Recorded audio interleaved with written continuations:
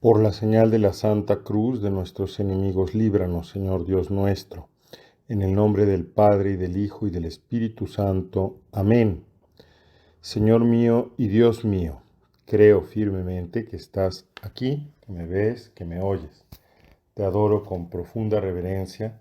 Te pido perdón de mis pecados y gracia para hacer con fruto este rato de oración. Madre mía Inmaculada, San José mi Padre y Señor, Ángel de mi guarda, intercedan por mí.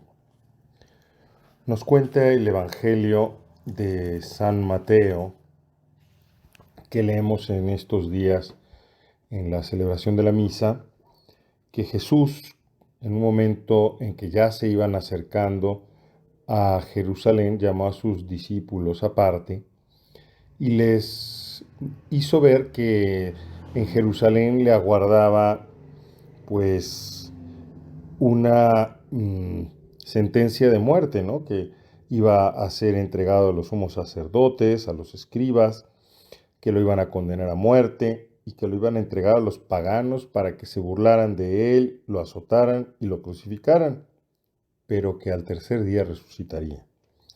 Y entonces hubo distintas reacciones. Ya sabemos que Pedro lo tomó aparte y le dijo: Señor, eso no puede ocurrirte a ti. Y Jesús tuvo que recordarle que tomara su lugar, ¿no? Que su lugar era ser discípulo y no pretender enmendarle la plana al Señor. Pero otra persona que escuchó esto fue la mamá de los hijos de Zebedeo.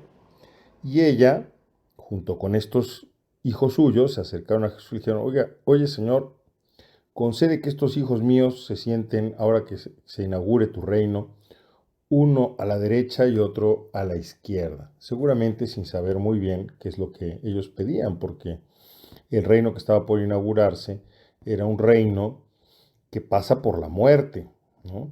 Entonces, otra vez vemos aquí la tentación humana de buscar los primeros lugares, de distinguirse, de señalarse, de la que hablábamos en la meditación del día de ayer.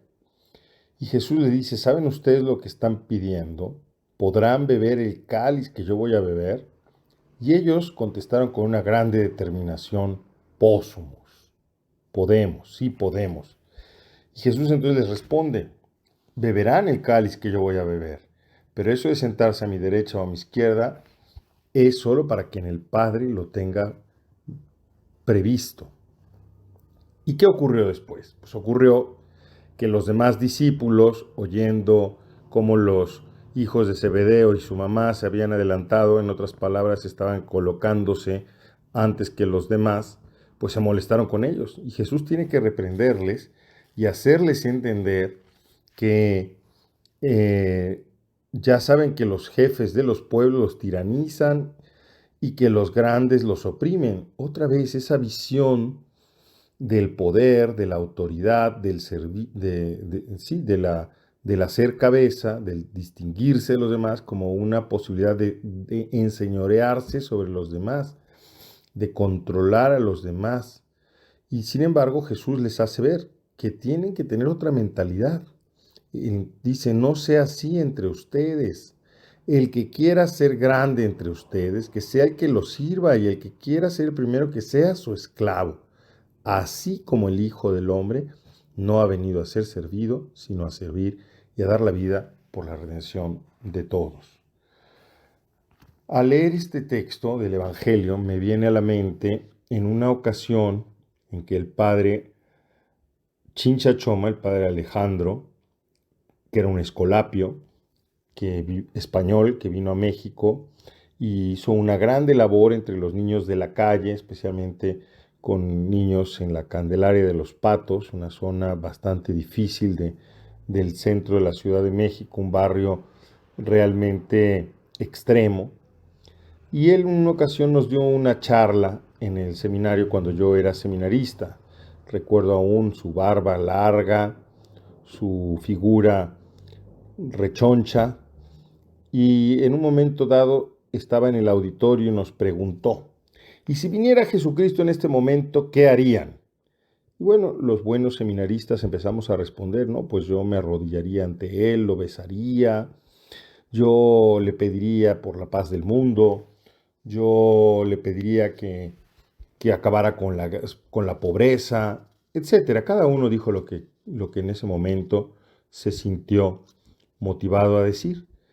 Y el padre Alejandro se rió con esa carcajada estruendosa que le caracterizaba y dijo, quitándose el zapato, que por cierto me acuerdo todavía que con un desparpajo que solo es posible en los santos que hacen cosas extrañas, se quitó el zapato con su calcetín bien agujerado, nos estiró el pie y dijo, yo le diría, híncate, lávame los pies, con esa voz que le caracterizaba. Obviamente todos nosotros hacíamos los ojos grandes como platos, sin creer lo que estábamos oyendo, ¿no? Y después hizo una charla espiritual muy profunda, haciéndonos entender que efectivamente el Señor Jesús había venido, habías estado tú con nosotros, Señor, justamente para ser nuestro esclavo, para ser nuestro servidor. Y el que no ha entendido eso, no puede entender que también la vocación de cada cristiano es esa, ser servidor, servir a los demás. Es ponernos verdaderamente, como decíamos ayer, en plan de ser el último, no en plan de querer enseñorearnos sobre los demás. Que ser cristiano y lo que caracteriza particularmente a la vida cristiana es esta disponibilidad a hacernos esclavos de los demás, servidores de los demás. Y para poder vivir las cosas y aceptar las cosas de esta manera se requiere una visión sobrenatural. Por eso es que este día quisiera invitarte que pidiéramos a Jesús que nos regale esa visión sobrenatural. La visión sobrenatural es otra manera de llamar a la visión de fe. La fe es siempre una actitud que nos lleva a aceptar la revelación en Jesucristo.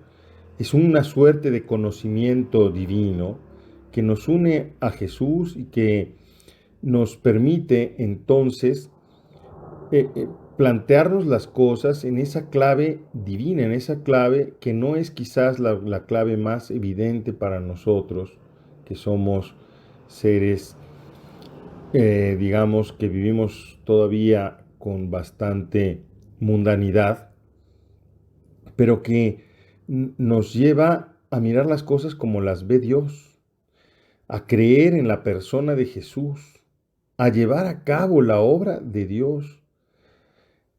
La fe tiene una dimensión que se suele llamar teologal porque es Dios su objeto, pero también la razón, la forma y la causa final.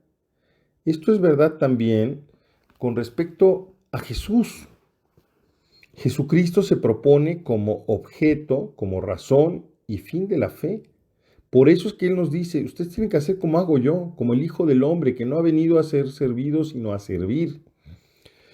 Y la fe también tiene una dimensión eclesial, porque al adherirnos a Jesús, todos, entonces la fe genera una comunión entre todos nosotros que somos creyentes, que somos hermanos.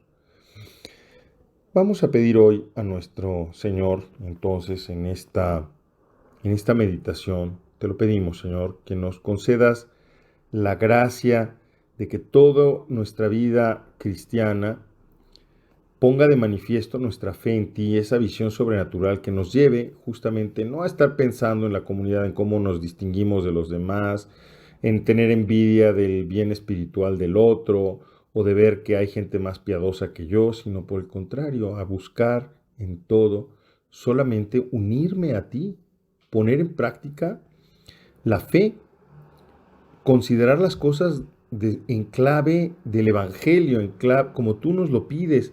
Y todo eso porque es la manera en que podemos generar comunión, porque es la manera en que podemos verdaderamente adorarte. Como decía el padre Chinchachoma, pedirte que le lavaras los pies no era otra cosa sino reconocer tu verdadera misión, servirnos. amarnos, entregarte por nosotros. Y significa también querer nosotros mismos, servir, amar, entregarnos por nuestros hermanos. Que siempre, Jesús, en nuestra vida, nuestro primer recurso sea la vida de oración, sea acudir a ti para hacer lo que tú nos pides. Te doy gracias, Dios mío, por los buenos propósitos, afectos e inspiraciones que me has comunicado en esta meditación. Te pido ayuda para ponerlos en práctica. Madre mía Inmaculada, San José mi Padre y Señor, Ángel de mi guarda, intercedan por mí.